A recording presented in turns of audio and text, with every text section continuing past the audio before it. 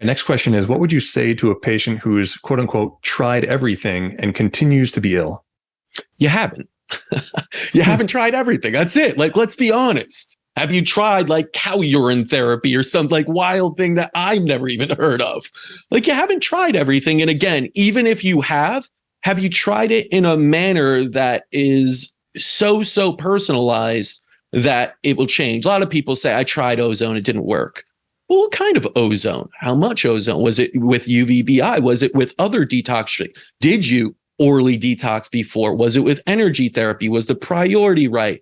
There are a million. It's like, it's really, when you base it down to this idea of like string theory, there's just billions and infinite numbers of outcomes that can happen, even with a few therapies. If you do it a little bit like this, or one or a few milligrams of this more. So I would say you haven't tried everything, and it's well worth it to always keep trying. Healing is a lifelong journey, but never lose faith, never stop trying to heal yourself, and seek out ones. And I would say this, like, go with your intuition, go with your gut, right? I know it's hard when you're sick, but really sit with a thought for a while and see what pops up is about, where should I go?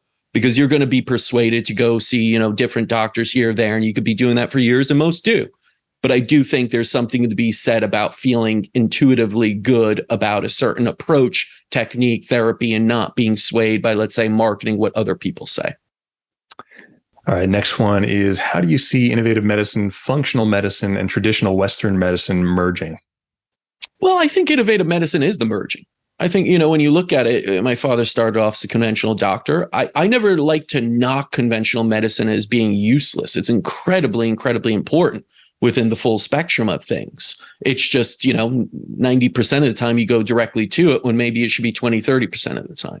So, and functional has done a great job of taking a step outside of the limited box that is conventional medicine and going more into nutrition, of course, and lifestyle aspects. But let's keep going, guys. Like, I love that we all stepped in the right direction, and there's a big push for this. But keep going. Don't stop there. That's what innovative medicine and a lot of different medicine is, and emerging and integrative medicine is about, is how do we now incorporate energy? How do we incorporate emotions and psychology? How do we incorporate purpose, spirituality, all of these things?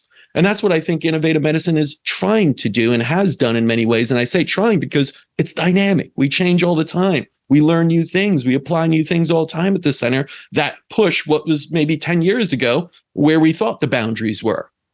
So I think the merging is happening all the time. It's just the steps that, doctors and others take outside of just what they've learned, and continuously adapting to new circumstances and bringing in more and more theories, discoveries, approaches, learning about quantum physics and consciousness and all these things. I think that's the natural evolution we have to go in, because it's the only solution we have to so many of the health problems we're facing.